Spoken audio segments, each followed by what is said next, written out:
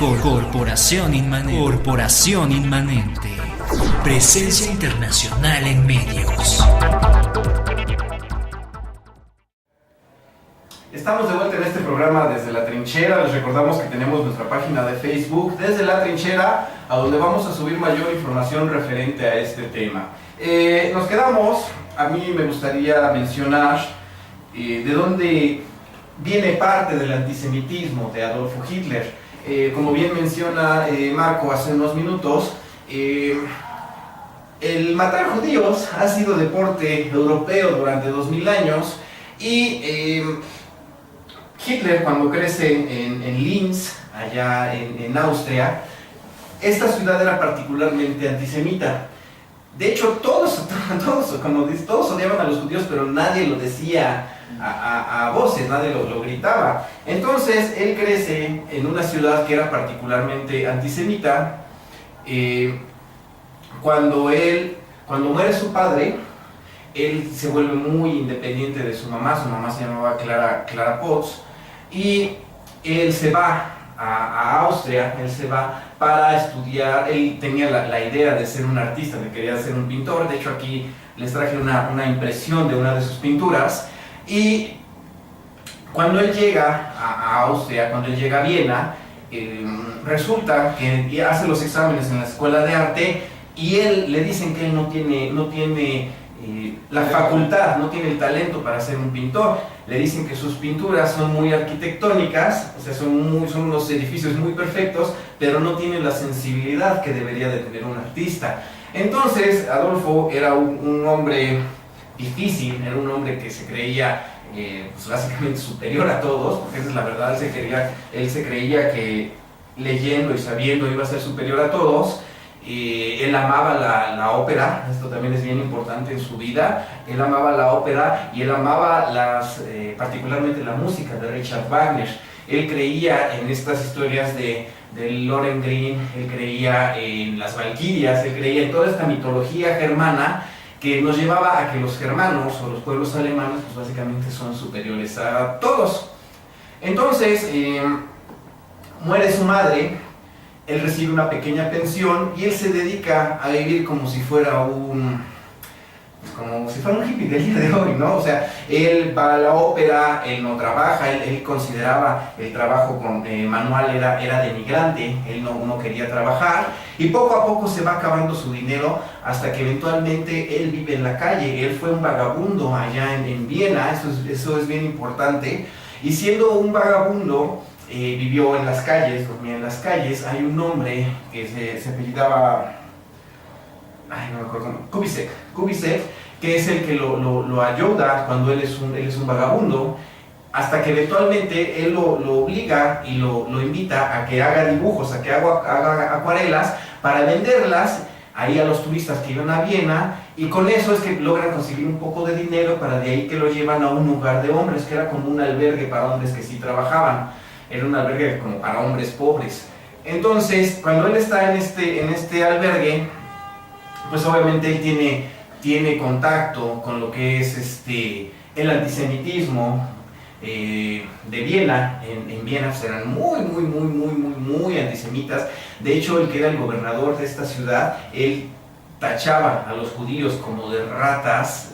De ratas no los bajaba. Dicen que hacían unos discursos muy interesantes a donde no bajaba de ratas a todo el pueblo judío. Y es en este ambiente en el que crece Adolfo, siendo un artista que no tiene ningún talento, él no tiene estudios, él no estudió ninguna carrera. Él, mientras vivía en las calles siendo un vagabundo, él se metía a las bibliotecas, en primera para no pasar fríos, y en segunda se ponía a leer todo lo que básicamente le caía a las manos, y es por eso que sí, la verdad es que sí tenía un nivel cultural bastante bueno. Cuando él se hace de un poco de dinero, le dan la herencia de su madre, le dan la herencia de su padre, él se va a Múnich, él se va a Alemania, porque en primera ya le va a llegar la edad en la que tiene que prestar su servicio militar, y él decía que no quería servir en ese ejército enfermo que era el de Austria-Hungría. Por eso se va a Alemania, para huir de Austria, para huir del ejército, y porque él sentía que era un auténtico alemán.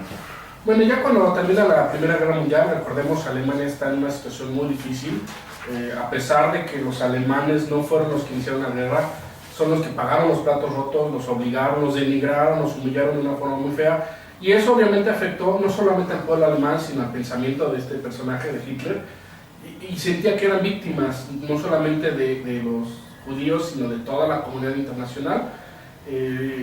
Alemania, además de la crisis económica que estaban sufriendo, había una crisis política. Recordemos que había habido un intento de socialistas para llegar al poder, habían sido masacrados prácticamente, y entonces había una situación muy difícil políticamente. Entonces había muchos partiditos que empezaban a surgir, y obviamente uno de estos era el Partido de los Trabajadores, que era con tintes socialistas.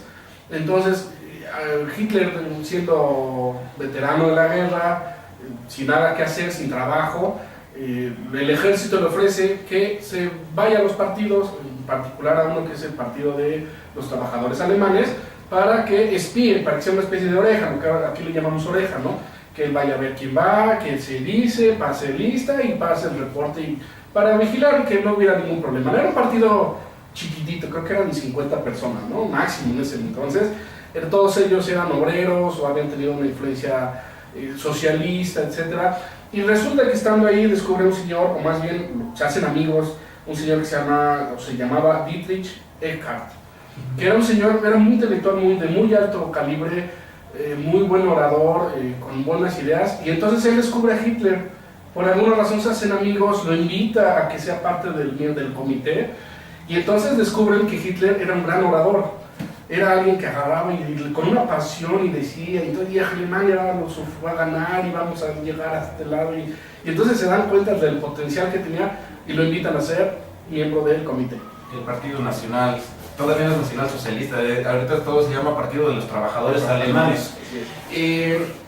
Adolfo Hitler, durante la Primera Guerra Mundial, es importante mencionar que él ganó la Cruz de Hierro. Bueno, entre muchas condecoraciones, él ganó la Cruz de Hierro de primera clase. En su vida posterior, muchos dicen o tratan de vituperarlo, tratan de decir que él se ganó casi la medalla, se la quitó un cadáver, pero cosa que no es cierta. Él en verdad ganó la Cruz de Hierro de primera clase, él jamás pasó del rango de cabo. O sea, la Cruz de Hierro de primera clase no es un premio que se le diera a un cabo, eran premios que regularmente se les daban oficiales, porque no era fácil obtener una de esas. Entonces, esto nos habla de que era un hombre que tenía valor. Él era un hombre que, aparte de que tenía valor, durante la guerra él se dedicaba a dar diatribas políticas a sus mismos compañeros de batallón o de regimiento, cosa que no lo hizo muy popular porque todos lo tachaban de que estaba medio loco. Pero esta misma capacidad de dar pláticas sobre política alemana fue la que descubrió Dietrich Eckart y también Anton Drexler. Anton Drexler fue uno de los fundadores del Partido de los Trabajadores Alemanes. Lo invitan a que forme parte del partido. Él creo que tenía el carnet número 57, pero les mencionaba yo que empezó en el 50, o sea, había 7.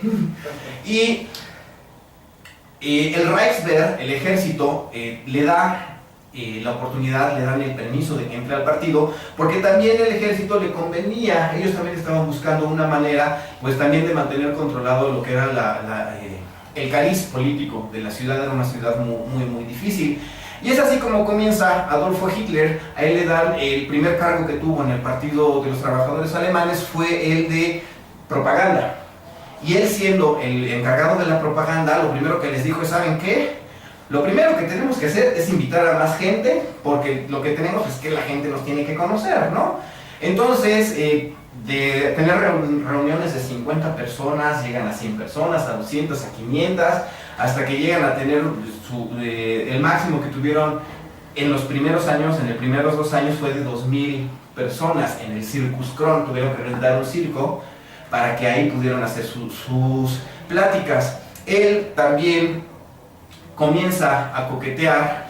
Algo que tenía Adolfo Hitler en esta primera época es que él decía, él gritaba o él pregonaba lo que todos los alemanes sentían, pero que nadie quería decir. O sea, su Sus argumentos eran: nosotros no fuimos derrotados en la Primera Guerra Mundial, nosotros fuimos apuñalados por la espalda, todo es culpa de los judíos, todo es culpa de los comunistas, todo es culpa de todos menos de nosotros alemanes. Entonces, esto es algo que para un pueblo alemán, el pueblo alemán, cuando pierden la guerra, ellos todavía estaban combatiendo en Francia. Ninguna ciudad alemana fue bombardeada, ninguna ciudad alemana combatieron en ella. Entonces, obviamente, cuando ellos firman el armisticio, saben que no perdieron la guerra. O sea, tuvieron un colapso económico, pero no perdieron en el campo de batalla. Y es como tal que crece un resentimiento y que ellos solamente están firmemente convencidos de que sí les dieron una puñalada en la espalda, porque obviamente ni Ludendorff, ni Hindenburg, ni el Kaiser le avisan a todo el pueblo pues que están en una quiebra económica. Sí, y aquí también, más adelante, cuando Hitler empieza ya a avanzar, va a haber un doctor que tiene dolores de garganta y dice: ¿qué? Pues, señor, pues usted ya no puede dar pláticas, ya no puede dar discursos porque se van a reventar las cuerdas vocales. Y entonces le recomienda que busque a un maestro, y entonces consigue un maestro de ópera que se llamaba Paul Debriant. Y este señor cuenta, él falleció en el 70 y tantos, 76, algo así, y escribió un libro donde dice que creo que se llama Yo fui maestro de Hitler.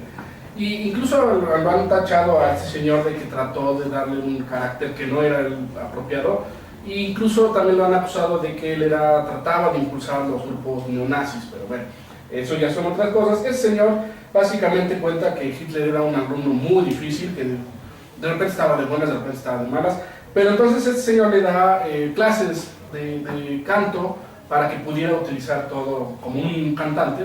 Los cantantes utilizan el estómago más que los pulmones para poder hablar, y entonces este señor le enseña, y bueno, dicen que eso influyó mucho en su potencia, y además le gustaba mucho ser melodramático. Si han visto videos de los discursos de Hitler, usaba muchos gestos y se apasionaba y así. Bueno, pues era parte del show, o sea, realmente él era un show.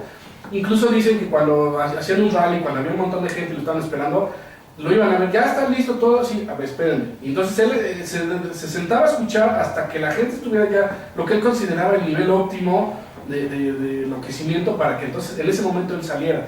Entonces él se había vuelto muy bueno en eso.